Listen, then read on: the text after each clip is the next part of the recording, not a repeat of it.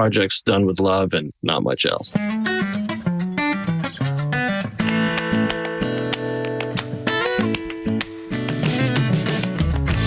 Welcome to another episode of Chewing the Fat. I am your host, Big Rob. Thank you so much for tuning in, downloading the podcast. I certainly do appreciate that.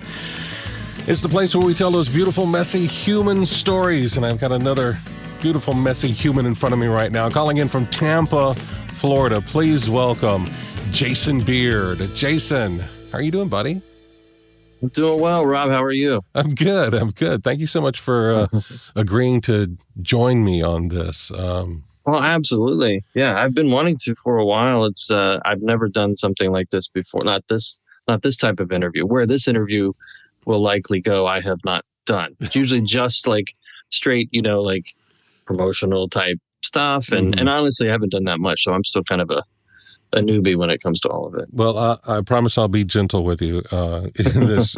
Jason and I know each other because Jason is an amazing producer of several audio drama podcasts, including Leo Braun, which I was honored to be a part of the cast in that for some episodes, as well as you have Magnetar going on as well, and Topaz and Stillman, which is actually a spinoff of Leo Braun, and I did a couple of episodes of that as well. And so it's the reason I wanted to have Jason on here is one is because he's an amazing creative. I've never read copy that built such amazing worlds like you do. You're an amazing writer as far as world building. And I've said that on other interviews when people have asked about this. I just really appreciate how you put so much thought into what you're writing about. Mm-hmm. And, where did that come from? You're in Tampa now. Is Tampa always been home for you? Florida has always been home. I used to live in Polk County, Florida, which is about an hour away from Tampa. And so if you're familiar with Walt Disney World, I lived probably about half hour away from that. Okay.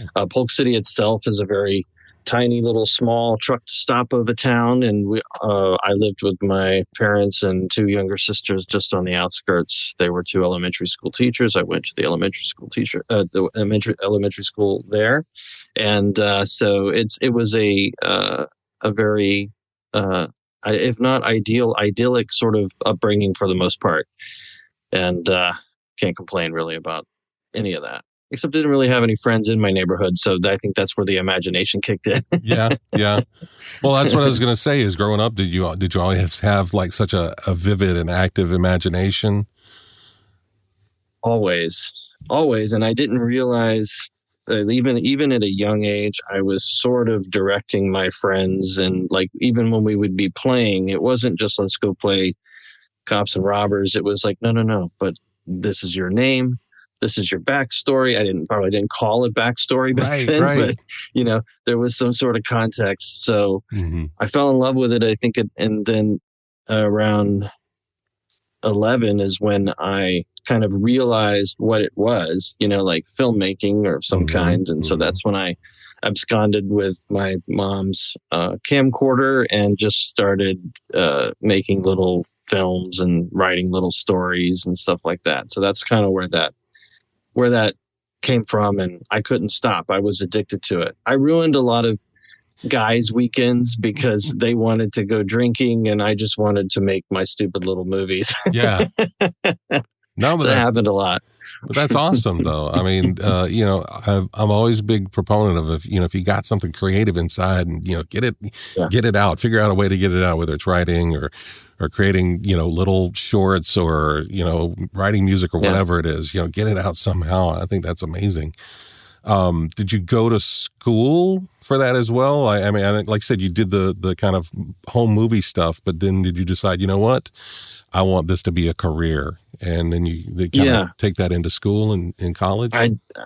I did. I went, I had 2 years of community college. I was very lost at the time and not so much of an academic. It's like I knew what I wanted to do, but I was sort of I was, I guess you could say, like an artist, but I had no logical thinking. I didn't know how to sort of set a path for myself. So luckily we did find a film school. I mean, at the time it was primarily an audio school called Full Sail in Orlando, Florida. And so they had just started not too long after I joined a video and film production course. And so I took that. You basically get about 2 years worth of education in 1 year. At least that was at the time. Now they do 4 years. Oh, wow. But at the time, and so yeah, that's where I got kind of honed my screenwriting skills. I didn't really have any formal training before that, and so I had a great instructor there. That was kind of, if you could call it a major, that's probably what I focused on, was the screenwriting more so than directing or like camera operating or anything like that. And graduated in 97. They had a great placement program where you could, they got you jobs in the industry. So I started, of course, at the bottom level as a production assistant, and just kind of worked my way up to some camera assistant jobs.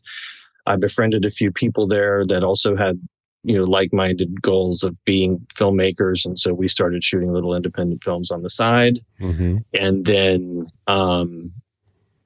money was starting to dry up and I needed a quote unquote real job. Yeah.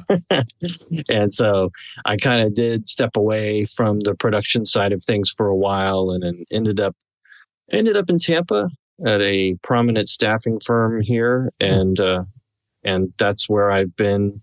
First 5 years was on the sales side, and then the last 20 plus years has been in IT. Wow. Yeah. So yeah. So when you say you stepped away, you stepped away from it, other than Right. what people would call a hobby type pursuit. Correct.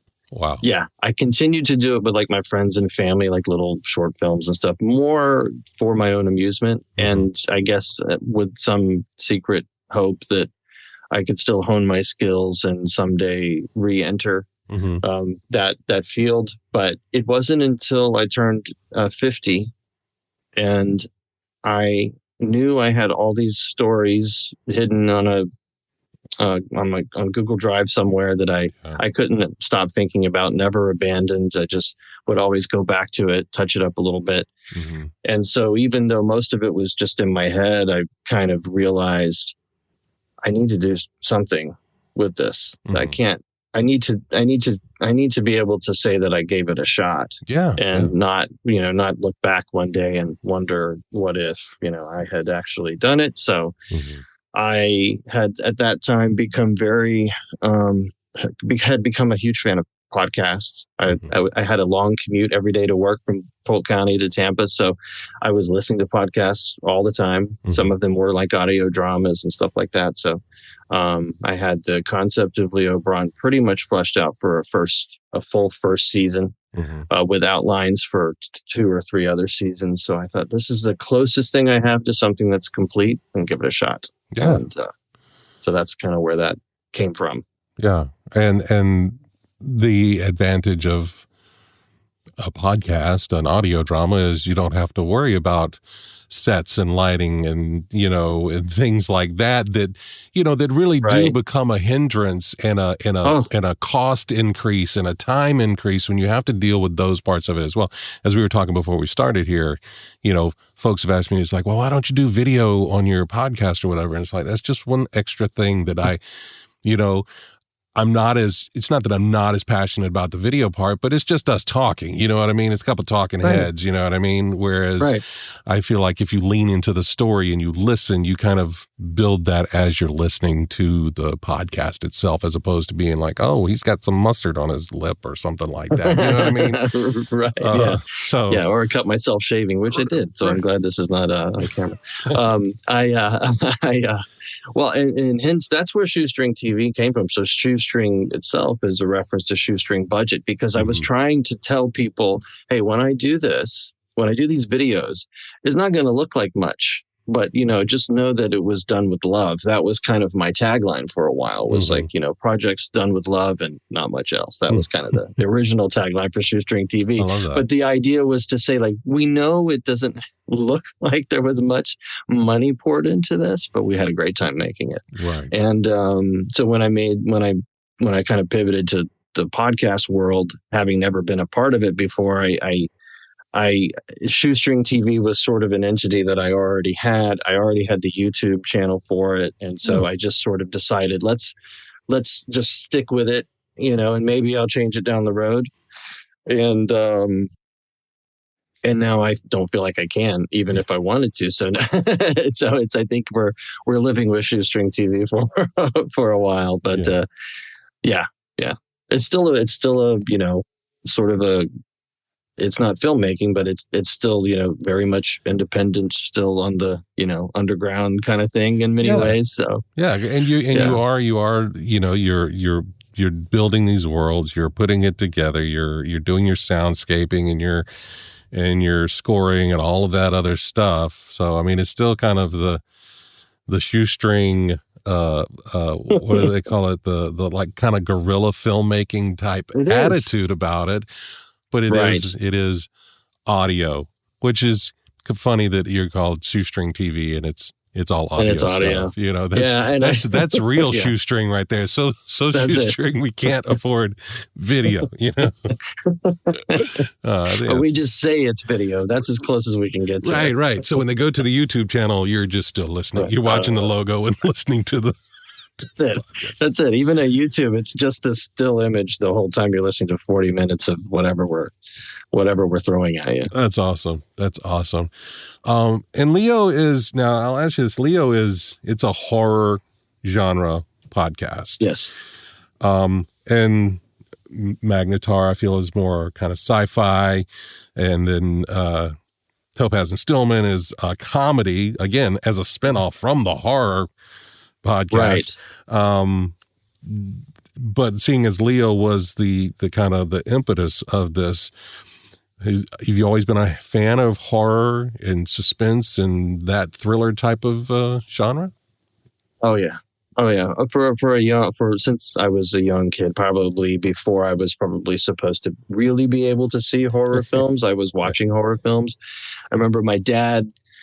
My uncle had one of the early cable boxes, like where you actually had like a little dial that you had, and he had HBO. And my dad is an enormous fan of the Alien franchise, and it's back in the late 70s, early 80s. So only the first movie existed at the time, but I watched that and was just terrified, but it kind of hooked me into that world. And of course I've just loved it ever since. But I was an enormous movie buff my whole childhood. And, I was very close to my family, but I would spend hours and hours in front of the television watching movies, and not just horror. I was an enormous, I think a lot of us from my generation and, kind of a child of the 70s and 80s, loving all of the Spielberg, the George Lucas, all of that stuff. Indiana Jones was a personal, like he was a hero. Like I loved that stuff. And those movies were sort of the ones that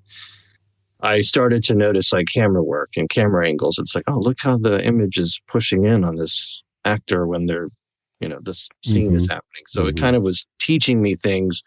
But horror is something that is one of the few genres left where I feel like I'm surprised, or I'll get that sense of excitement over it. Or like when you watch something that just has like an amazing performance.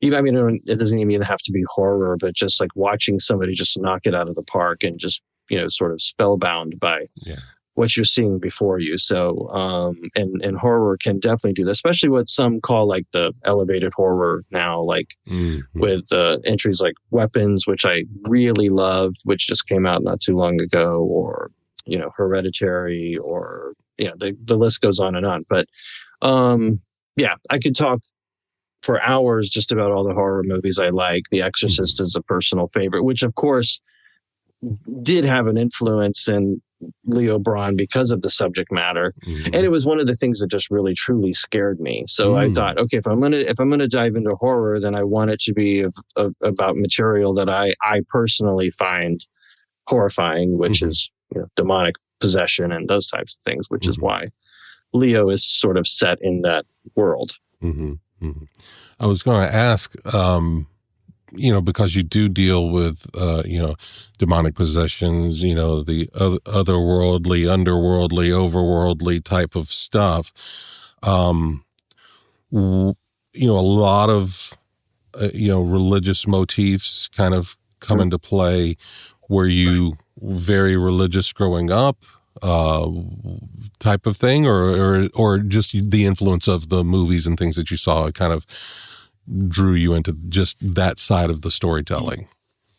I think for me, it was more the influence from the films, more so than we definitely went to church as a family when I was a child, and that continued into my, I think, early teens. And I think at some point I had sort of requested that I be allowed to make my own choice. It wasn't that I was saying I don't believe or that but I wasn't at the time really getting any sort of value out of it. At least I didn't think I was. Right. But in terms of like the storytelling for Leo Braun, it had a lot to do with just film influences. And I think at the time when the nugget of that idea happened, this is probably something we'll talk about in the second segment, but I was at sort of a low point and looking for, I think, some redemption. And though Leo can be very dark at times, it is a lot about how can I redeem myself even though I died.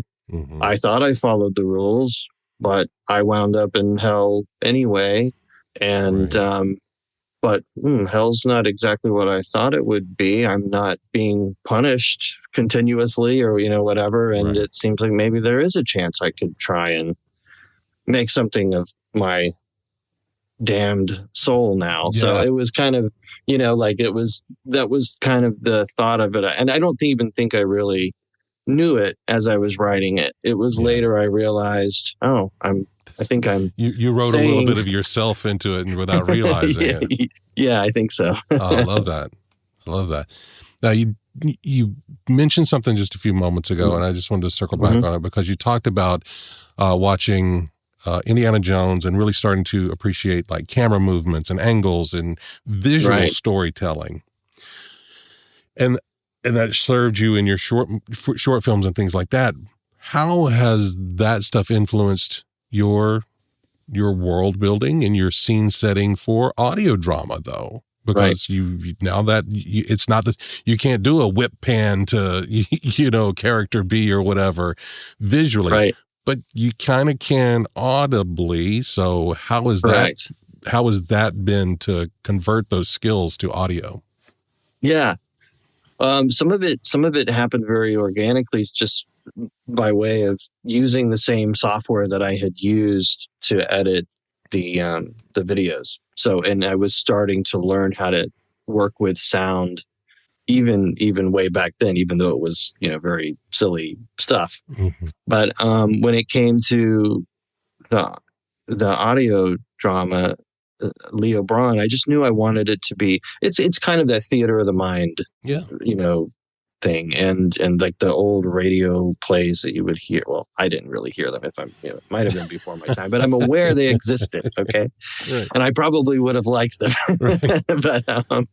but so I was trying to have that sort of feel, and I'm not the only one doing that. But I just knew I wanted you to feel immersed in it, and so that. From that standpoint, I aimed for a cinematic, quote unquote, feel, like where you felt like the production value was very high, to the point where you're hearing, I'm hearing, it could have just been you just hear the voices, but no, I want you to feel that or hear the character moving. I want you to, if you want to hear something from their perspective, then, you're throwing sound one way or another and trying to sort of the whole experience is how immersive can this be, so that you can just sort of sit back as a listener and hopefully be mesmerized by it and feel like you're really there. Yeah. That was, so I guess if anything, I brought what little I had learned from the video editing side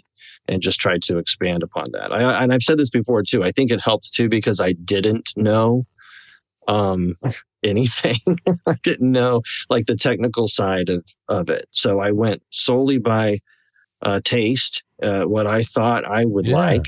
And I always I don't do the quote the right way, but it was an Orson Welles quote where somebody had said, "How did you know you could do all the things that you did in some of your films, the groundbreaking ones?" And he said that he did. That's how he did it. He didn't know he wasn't supposed to do it. Yeah, you don't know what you don't know. Right. Yeah. So if he was dreaming up these shots on a crane that are moving across, a cityscape, it was he just wanted the image. He didn't know that, oh, you're not really supposed to do that. That's really not something we do. And so it wasn't like I set out to be any kind of disruptor of this industry, but it was just ignorance and just kind of going by what I liked to hear. I've learned some things since, which now I want to go back and, remaster some of the earlier stuff. But for the most part, I still kind of edit it that way. Just what do I like? Yeah. What would I, like write what you would want to see on screen. And I edit basically like what would I want to hear in an audio drama or other show. I love that. So the podcast, speaking of Leo Braun, what's your average number of talent per episode on that thing? Because you have a pretty big talent roster overall for these series. Because there's a ton of my friends that are in these as well. So, but so it's not just one guy changing his voice or whatever. I mean, you have some big casts in this. Yes, and I must admit that was a complete. That's where I look at like Kismet, and where if you believe that if something was meant to be, because I was very scared to. I mean, this one of the reasons it took so long, if I admit it to myself, is just I was scared. I didn't want to put something out there and be told it sucked, and I'd never had any validation until I put Leo Braun out that my writing was ever up to snuff. So I never had that inkling. I always felt that it was good, but I'm imposter syndrome all day long. Okay. So for me, until I had like some of the cast members saying like, and you were one of them, the writing is good. And I'm like, really? Because I'm, you don't know it. At least I didn't. Right. And it's not a direct answer to your question, but I'll get there. What I loved about it was, I eased into it. And Stitch Mainville, who plays Leo Braun, he was the first person to respond on Facebook. And I'd never put anything on Facebook ever. And not for any of my films or anything like that. I just always recruited friends and family before that. So then I put that out there. Stitch responded. He had never done anything before. And then we both, for the first episode, we both, that was it. Those are the only people in that episode. That my son played a small character. But other than that, it was me doing some of the voices, and Stitch did some of like the demonic voices as well. So then by that time I knew, okay, well, episode 2 is going to be a bigger one. There's already more characters. I need a Satan. I need the pig. I need these characters. And then just one by one, Terry Briscoe joined, Jim Frank, Tabitha Mixon, and then it started to come together, and Eric Carlino joined. And what was so cool, that's when I knew the voice acting community was such a warm and seemingly welcoming and inviting community, because they all knew each other. And I kind of arrived at each one independently. I wasn't getting referred by other people. I just met these people and they just happened to know other people. So it was a really cool experience. And then now we're a year and change in, and we have 40 plus different cast members across the 3 projects, and I just kind of pinch myself because there's a wealth there that I don't always feel that I don't deserve it. Basically. Yeah. Still got some of that imposter syndrome. It's like, what? Oh, always. Yeah. Always. Yeah. So I'm not ready to cash it in and say like, oh, I got it all figured out. No way. Well, not yet. I mean, it's not that you got it all figured out, but hopefully the fact that you just said you have a cast of 40 people that you can call on and say, hey, I think you'd be good for this role, or here's this, and it's a continuation of a role. We want to bring you back or whatever. That's some validation to you. And I mean, you got to celebrate those small wins. A 40-member cast to me is not a small win. That's a pretty major win.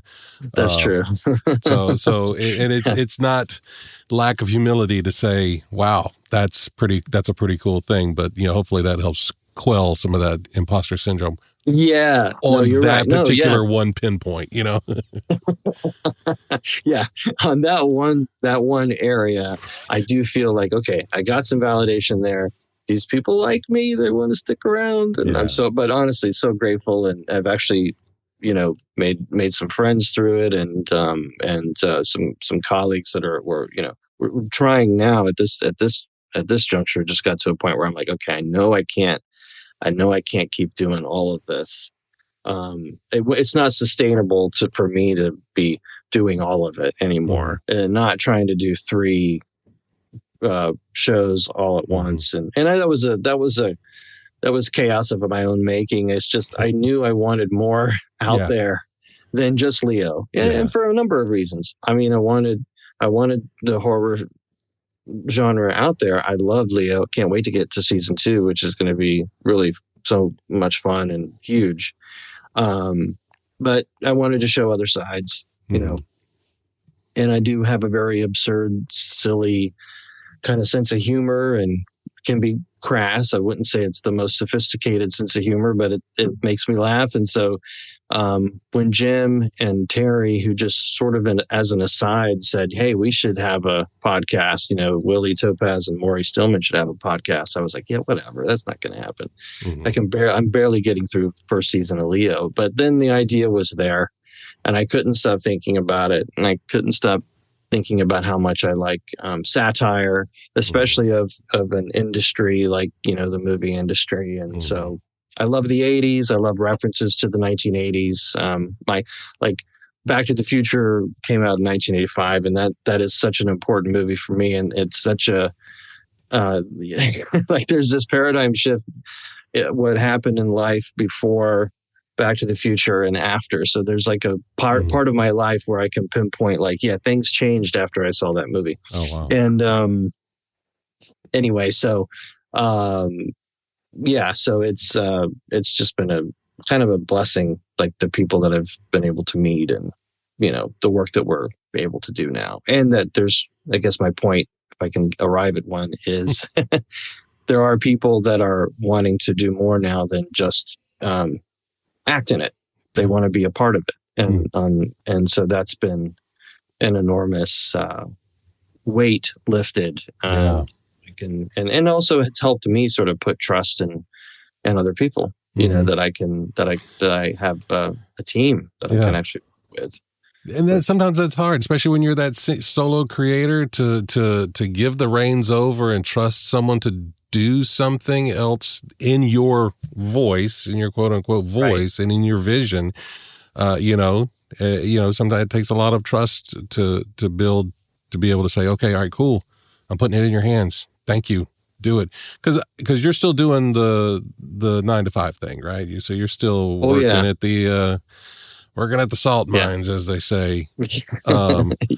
So, I mean, so to be able to just have that time freed up, that your vision can still get made and get put out in a more timely fashion, instead of having to be up at 3 a.m. after a long day of work because you're trying to get this stuff out on a deadline and all.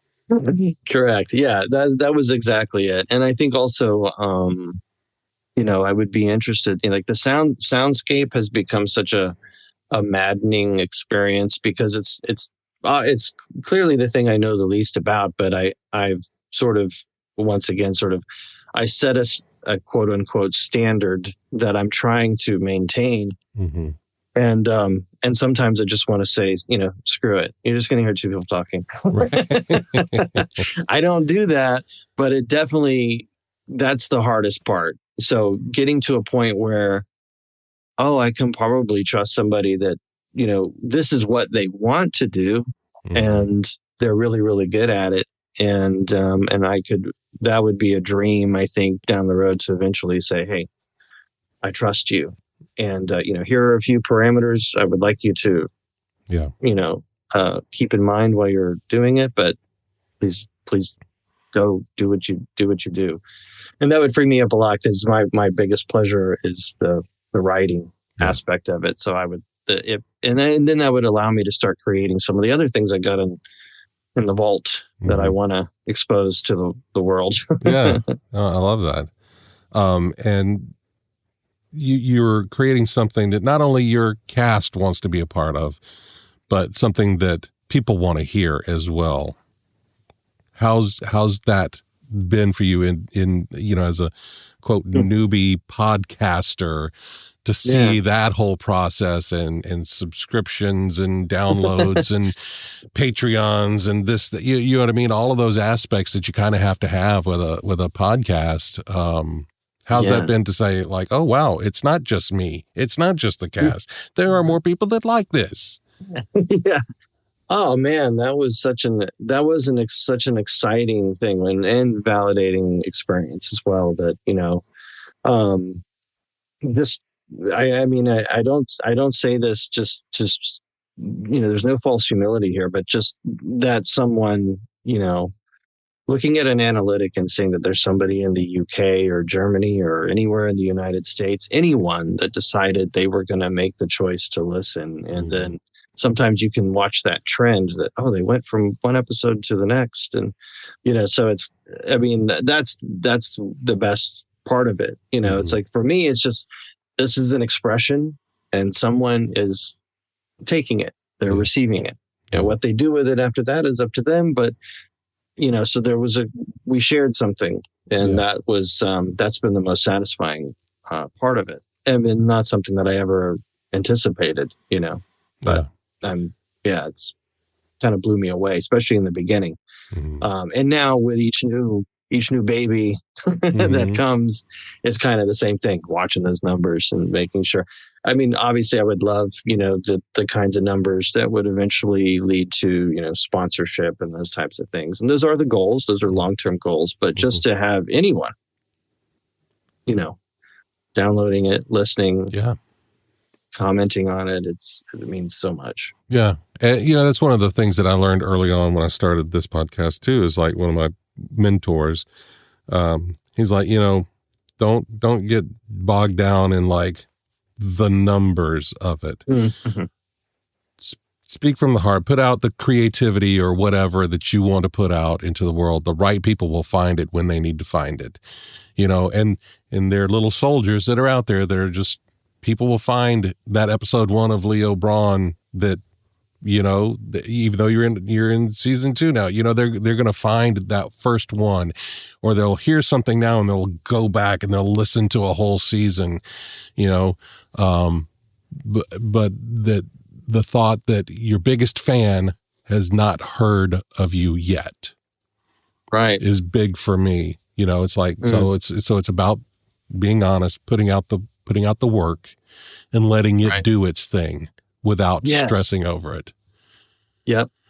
And that was something that was definitely learned, because at first I was so I'm terrible at social media, marketing on social media. I that is an area that if I could, I would want someone else to do it, but because I'm just not very good at it. And it's a full-time job. That in and of itself, just getting the word out is such a full-time job. But I love the idea. There are times when I'm just like, that's kind of where Magnetar came from.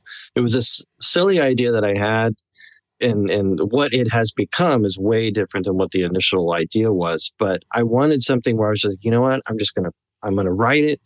I'm going to just put my ideas completely free.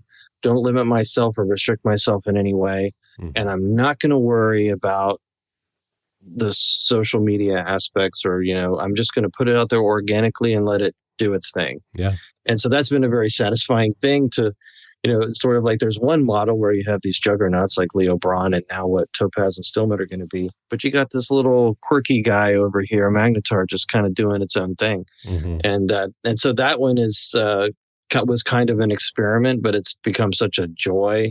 And maybe it's kind of close to being one of the favorite things that I've done just so far. And it's nowhere near its end, but we don't have a release schedule. It's just when we get to it. Yeah. So you may not see an episode for a few months, but then there'll be one and two after another. So, yeah. It's kind of a pressure off type of thing. Like I said, it's an outlet. It's hey, here's this thing, blah, blah, blah. That's out. And it's doing its thing. And then when when I have the time, I'll put out another one or whatever it is. Yep. Yeah. I love that. Yeah. I love that. Yeah. The outlet, like you said, that was the most important aspect of that. It's like, okay, I have sort of these big things running over here, but I still need the freedom to just do something, kind of silly and crazy. Yeah. I love that. So aside from the podcasts and all like that, what's bringing you joy, Jason? What brings me joy outside of the podcasts? I'm so simple. I think one joy is that because I've sort of, well, as we all have, as you go through life, there's ups and downs. You hit your rough patches. The world knocks you down a bit. Sometimes that's because of bad choices you've made. I know I've certainly made many. So I've gotten to a point in my life where I know who I am. That brings me a lot of joy. The insecurity is not there anymore. It's not to say I don't have anxiety. In fact, as we talk about it further, I do. But I know who I am, and I know who I want to surround myself with. And I am very simple in that respect. It's my wife, my children, my parents, my sisters. We're all very close. And so and having still being able to have friends. I did go through a patch around COVID where I kind of lost touch with a lot of my friends. And I've just recently been able to sort of rekindle some of those relationships. So that has also been really nice to be able to, call somebody up again and go to the movies. Or my childhood friend, probably my best friend in the world. I've known him since kindergarten. He has gone through a very harrowing experience over the last few years, and we had not always been in touch. So we've been able to get back in touch with each other and see each other and communicate on a regular basis. So that's been a lot. So those are the types of things that really bring me joy. Just those experiences with those that I'm close with.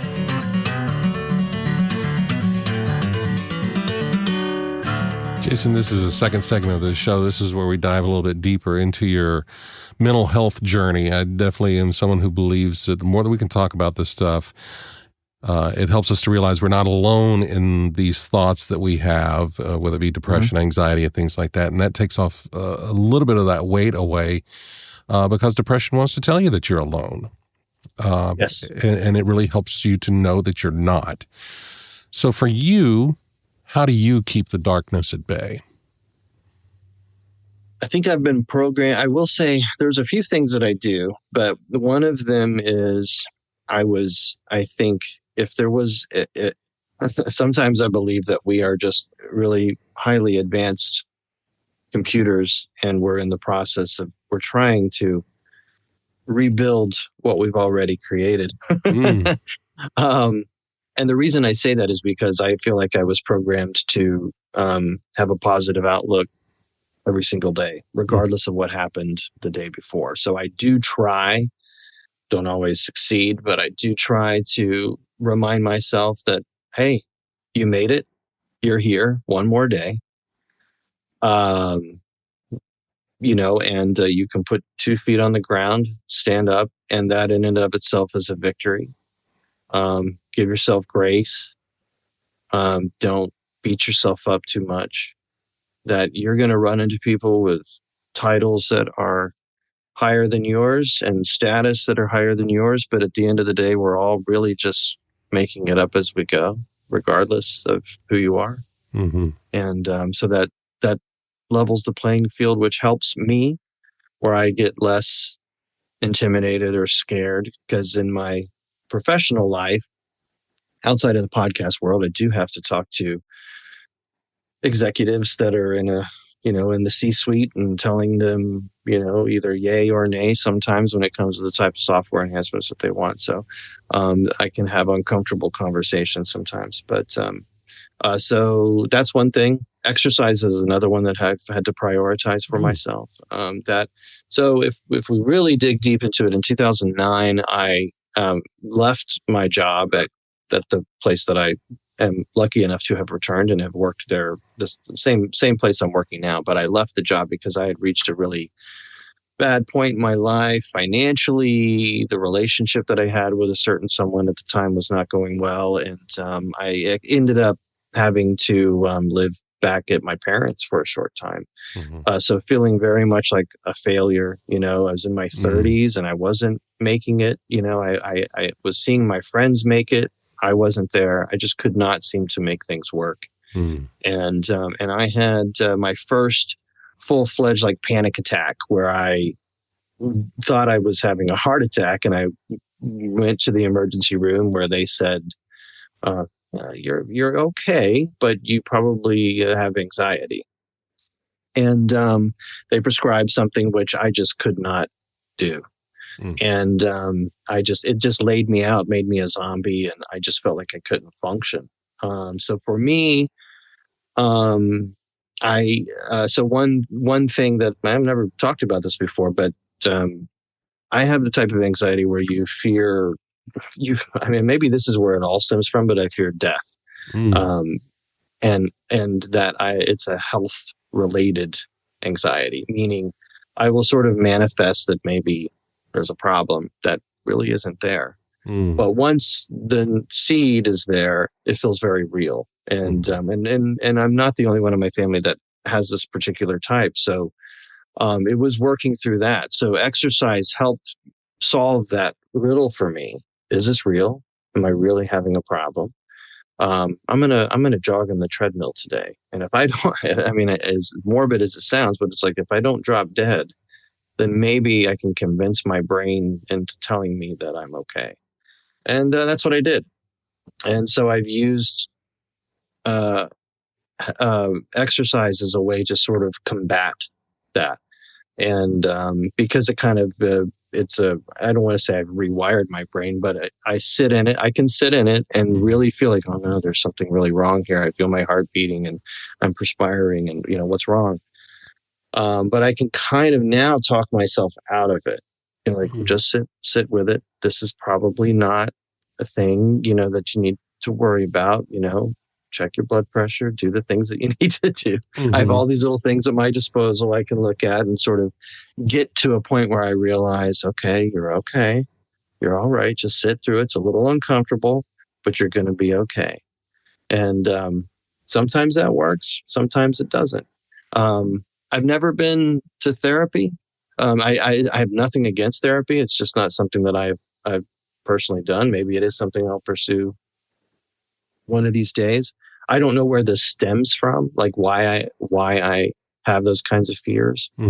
I have not explored that aspect of it, other than that we all want to live as long as we can. Right. Yeah.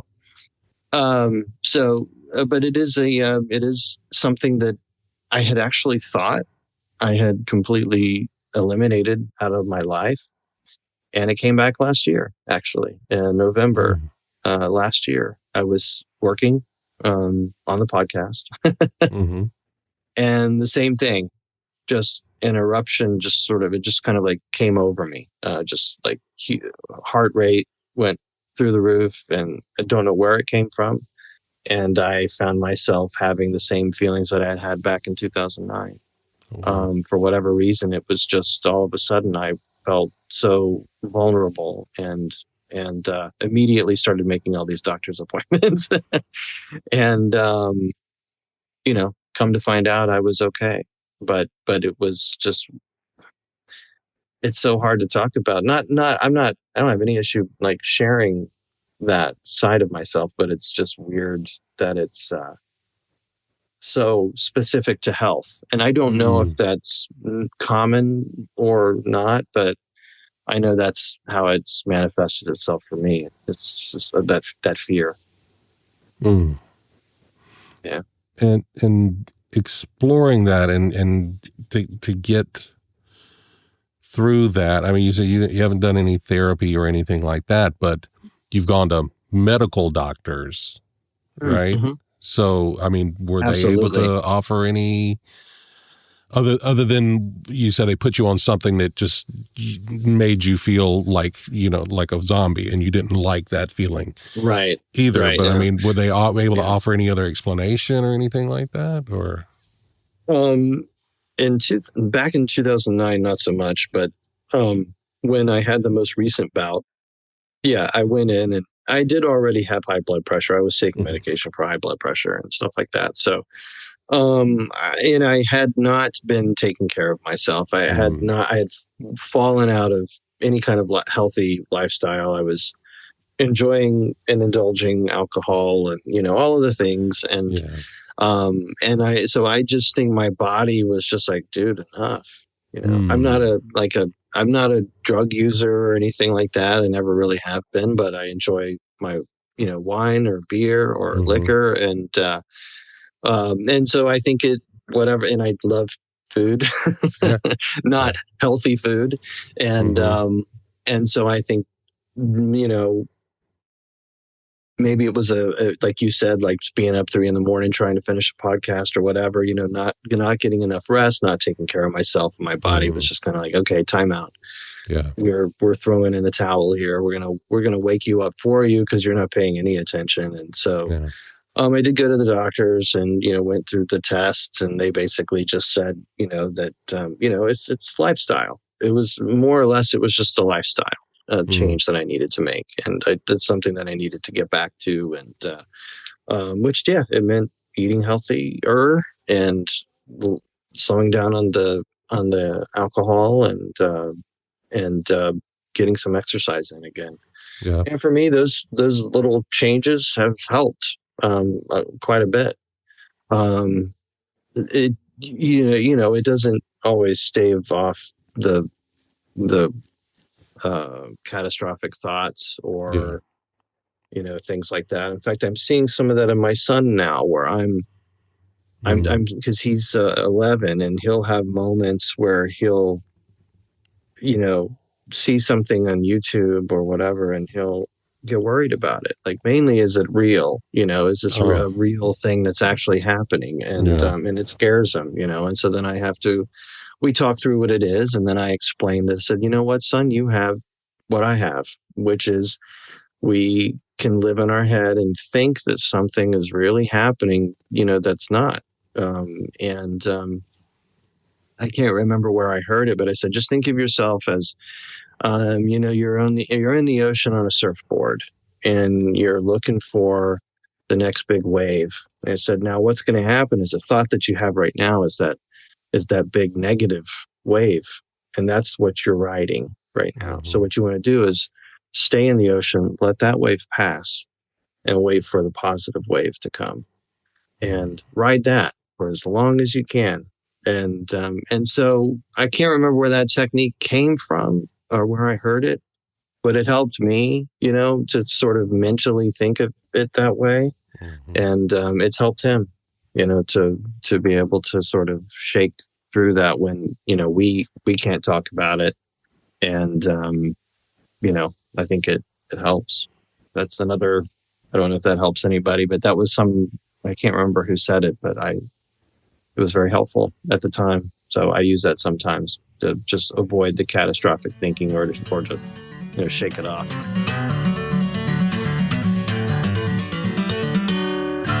All right, Jason, this is the third segment of the show. It's time now for the Fast Five. The Fast Five. It's time now for the Fast Five. Fast Five. Sorry, I'm still working on actually putting that jingle into a button or something like that. Well, you got the pipes for it, so you need to get on it. You need to get on it. I've heard the singing, so you gotta get that jingle going. Fast Five is powered by Poddex. Is an app created by my friend Travis Brown. If you go to chewingthefatbr.com/Poddex, it'll take you to the link where you can download it in your favorite app store. It's made for podcasters, but they're great icebreaker questions. No wrong answers. Just the first thing comes off to the top of your head. Okay, so you ready? Okay, all right, here we go. We're ready. Question number 1. What's your theme song and why? Oh, Phil Collins, In the Air Tonight, I think. Ooh. And because I was an enormous Miami Vice fan, especially that pilot. And when I hear that song, I can't separate the two now. So it has to be that. That's awesome. That's a great theme song. I love that. Yeah. I would say my theme song is goofy, but my wife will tell you this is like, I'm a big like Christmas music person just because it's positive and it's just, it's just uplifting stuff. But there's a song called May Every Day Be Christmas. And basically it's that every day outside of Christmas have that same type of feeling. Yeah, the same feeling. Yeah. I like that. So that would be my theme song. Question number 2. How many chickens would it take to kill an elephant? Okay. The first thing off the top of my head was 27. Wow. I like it. I don't know why that. I mean, it's a ridiculous question. So, I mean, 27. Well, first off, I don't want to see an elephant get killed. That's just me. No. That's just for anybody listening. No murderous chickens. Right. I don't support that. No, not at all. But especially in Florida. I mean, because you guys used to have like the Barnum and Bailey and all that stuff, and right. Maybe that's why it stopped. There you go. There were those chickens that came after the elephants. There were 27. Love it. Question number 3. Name one thing on your bucket list. I want to see the Grand Canyon. Ooh. That's a good I never one. have, so I definitely want to. I haven't done as much traveling as I would like in the U.S. I've probably been across the pond more than I have in the United States, so that's something I want to rectify. I have been to the Grand Canyon. I definitely recommend you go. I recommend that you stay in one of the campsites. It's a hotel, in the park. One of the best things that me and my oldest son did is when we went and we stayed in the park, and after dark, you can't have like flashlights and lights around and stuff like that, but you can still go out to the rim. And so we went out there to the rim and just laid back, and you could just see the entire universe. I mean, you can see the Milky Way because there's no light pollution out there or anything like that. It was just, and my youngest son to this day still's like, I wish I had gone out there with you. Because we asked him to go, and he was like, no, I'm going to just stay and play my Game Boy or whatever, And now he's like, I wish I'd gone out there. But do it. Make the plans. We'll do it. And make it happen, Captain, because it's definitely worth it. Definitely worth it. Absolutely. All right, question number 4. What's the best compliment you ever received? Oh man, I guess the thing that's popping in my head, something we talked about, was that I was a good writer. Yeah, I mean, that's one of those things. It doesn't take much. I mean, if it's something that you're passionate about, as artists, as creatives, we put so much stuff into it, and then we become our worst critics about it. Like, oh, this is crap. Nobody's going. So getting something like "good job." Something like that, doing a performance and getting a good job on that. It doesn't take much for you to really feel like, thanks. Yes. Okay. It wasn't a complete waste. Yeah. No, I love that. And question number 5. Where do you go when you need to blow off some steam? Oh man, I wish I had an exciting answer. I just go for a walk. Usually I'll just go for a walk. Yeah. I just go for a walk, and I usually try and stay off my phone, and I'll just kind of talk through something myself. Hopefully it's a nice sort of breezy day, not too unbearably hot here in Florida, but yeah, usually it'll be something like that. Just get outside, some fresh air, and outside of these, four walls, and enjoy the fresh air for a little bit. That's good. I like it. I like it a lot. All right, Jason, that was our Fast Five, and that is the show. Thank you so much for being here, man. Thank you, Rob. I really appreciate it. I appreciate what you do, that it's not, you're not just having a conversation that's just about what's the thing you're doing, that you get into these types of things. And it's something that, honestly, I've never really talked about outside of my close circle of people. So I appreciate that you do this for people. Means a lot. Well, I appreciate you being open to have the conversation. If folks want to keep up with you and Shoestring TV or Leo Braun or any of that stuff, what's the best way they could do that? Probably follow us on Facebook. We have the Shoestring TV page, or you can go to our Leo Braun page.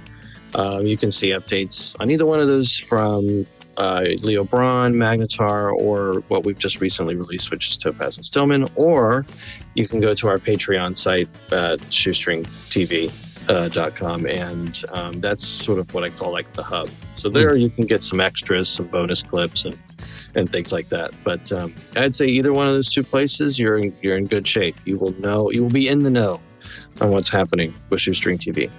Awesome. Well, I'll make sure I put those links in the show notes. And also, I encourage you, if you've not listened to any of these podcasts yet from Shoestring TV, check them out on Apple Podcasts, Spotify, YouTube, wherever you get your podcasts.